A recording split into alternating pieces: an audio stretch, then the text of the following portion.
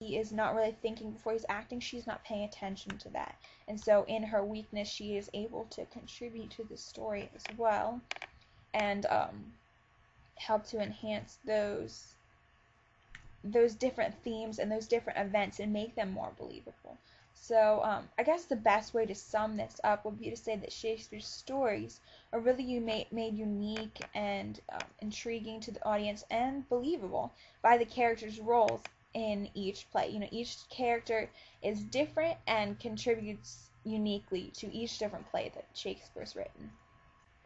Shakespeare's choice of poetic language is one of the most important parts of his works. He really knew what he was doing when it came to choosing his words, and he was good at picking words to emphasize whatever he wanted to in each play, whether that be a character or an emotion, a theme, even parts of the plot like specific events. He knew what he was doing when it came to choosing your words. He didn't use flat or repetitive words, and if he did use repetitive words, it was for a reason.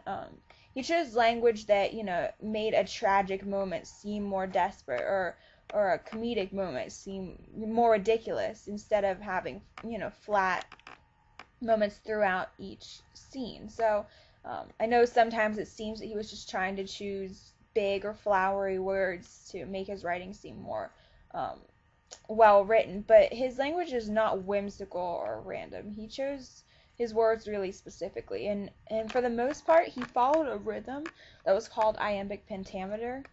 The term iambic has the denotation of a foot, but in this case it would refer to small groups of syllables in each line, and the term penta is a prefix meaning 5, we know that. So the whole term iambic pentameter, it's the idea of there being 5 different sets of syllables in each line.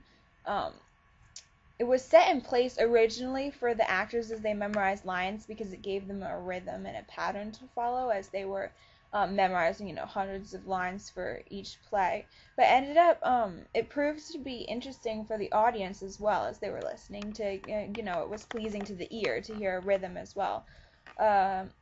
I'll give some examples from the play Hamlet.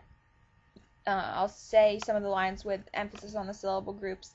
There's one line that the queen is talking about one of the players in a play that they're watching, and she says, "The lady doth protest too much, methinks." And that would be a typical line of Shakespeare, because it does have the 5 syllable groups. The way you'd say that is, "The lady doth protest too much, methinks." Those would be the 5 different groups, and I'll give one more. How about Hamlet? At one point he says, "A little more than kin and less than kind." The way you'd say that with the iambic pentameter rhythm, you'd say, "A little more than kin and less than kind."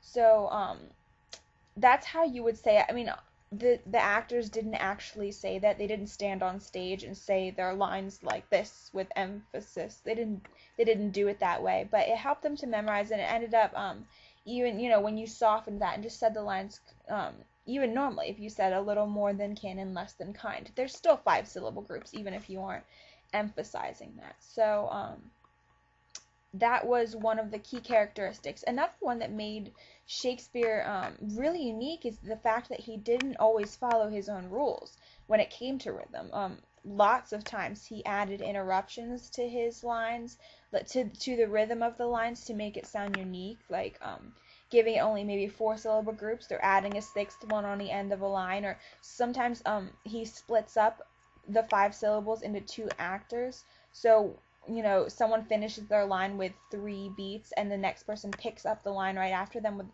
with the last 2 beats of the line.